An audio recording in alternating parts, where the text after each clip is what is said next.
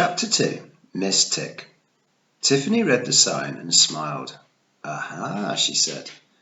There was nothing to knock on, so she added, knock, knock, in a louder voice.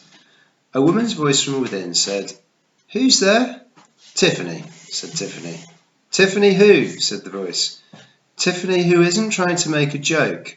Ah, that sounds promising. Come in. She pushed aside the flap. It was dark inside the tent, as well as stuffy and hot. A skinny figure sat behind a small table. She had a very sharp, thin nose and was wearing a large black straw hat with paper flowers on it. It was completely unsuitable for a face like that. Are you a witch? Said Tiffany. I don't mind if you are. What a strange question to spring on someone, said the woman, looking slightly shocked. You're Baron Ban's witches in this country. You know that. And the first thing you say to me is, are you a witch? Why would I be a witch? Well, you're wearing all black, said Tiffany. Anyone can wear black, said the woman. That doesn't mean a thing. And you're wearing a straw hat with flowers in it, Tiffany went on. Aha, said the woman. That proves it then. Witches wear tall pointy hats. Everyone knows that. Foolish child. Yes, but witches are also very clever, said Tiffany, calmly. There was something about the twinkle in the woman's eyes that told her to carry on.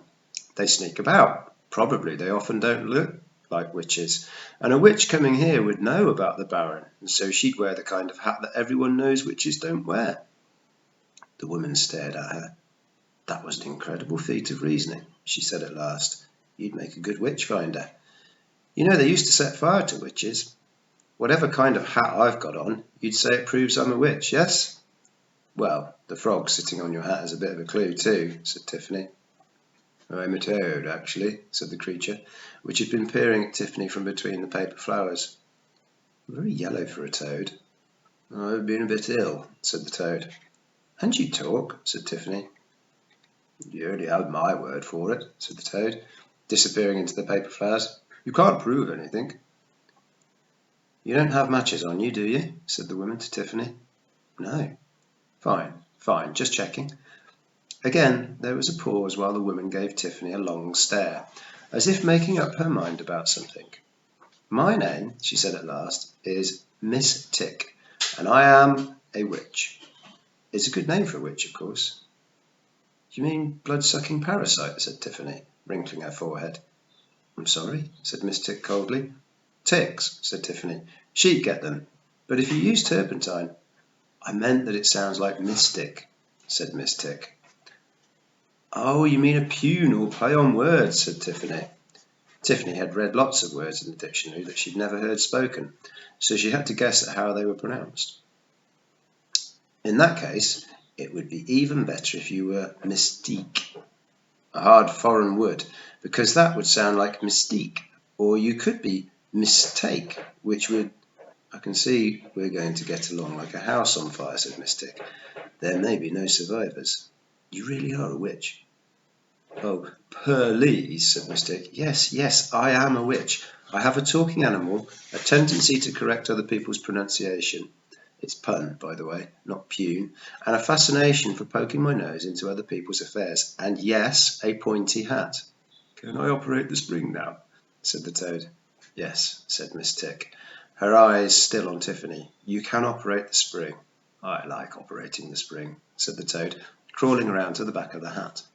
There was a click and a slow thwap thwap noise, and the centre of the hat rose slowly and jerkily up out of the paper flowers, which fell away. Said Tiffany. You have a question? Said Miss Tick. With the last thwop, the top of the hat made a perfect point. How do you know I won't run away right now and tell the Baron, said Tiffany.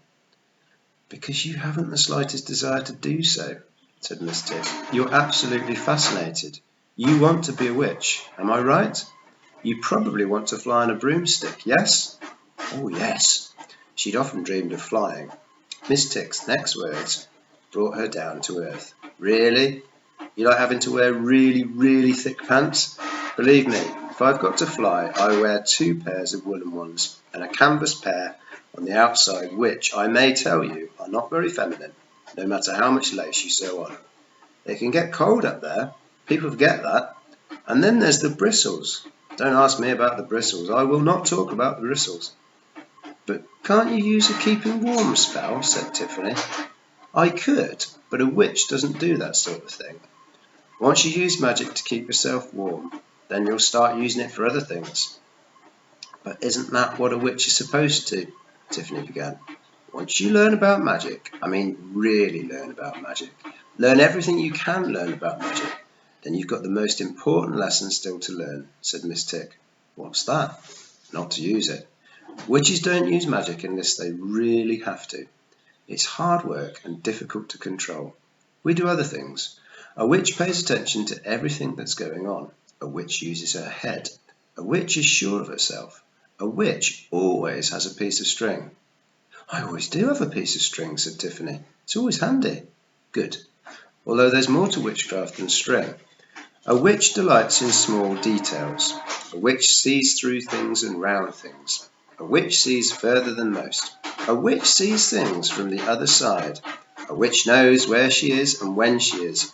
A witch would see Jenny Greenteeth, she added. What happened? How did you know I saw Jenny Greenteeth? I'm a witch. Guess, said Miss Tick. Tiffany looked around the tent. There wasn't much to see, even now that her eyes were getting accustomed to the gloom. The sounds of the outside world filtered through the heavy material. I think... Yes, said the witch. I think you heard me telling the teacher. Correct. I just used my ears, said Miss Tick, saying nothing at all about sources of ink. Tell me about this monster with eyes the size of the kind of soup plates that are 8 inches across. Where do soup plates come into it? The monster is mentioned in a book of stories I've got, explained Tiffany. It says Jenny Greenteeth has eyes the size of soup plates. There's a picture, but it's not a good one. So I measured a soup plate so I could be exact.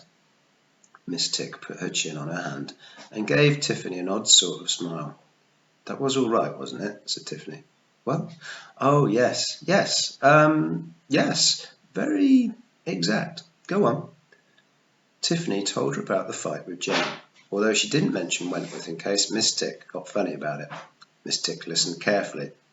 Why the frying pan? She said. You could have found a stick. Frying pan just seemed a better idea, said Tiffany. It was.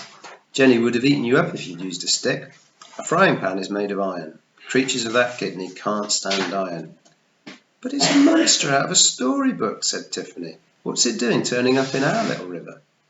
Miss Tick stared at Tiffany for a while and then said, Why do you want to be a witch, Tiffany?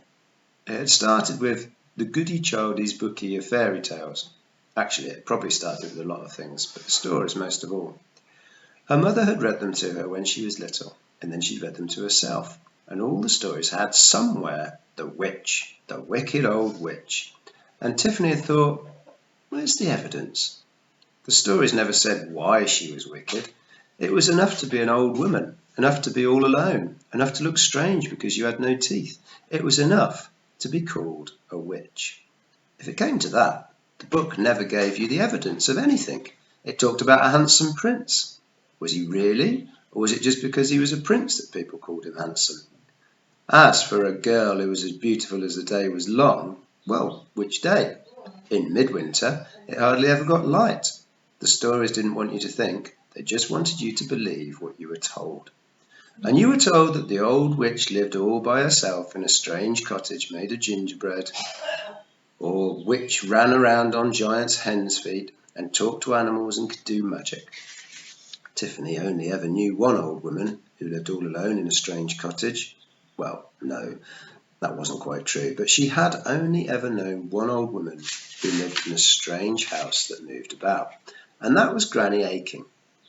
And she could do magic, sheep magic, and she talked to animals, and there was nothing wicked about her. That proved you couldn't believe the stories.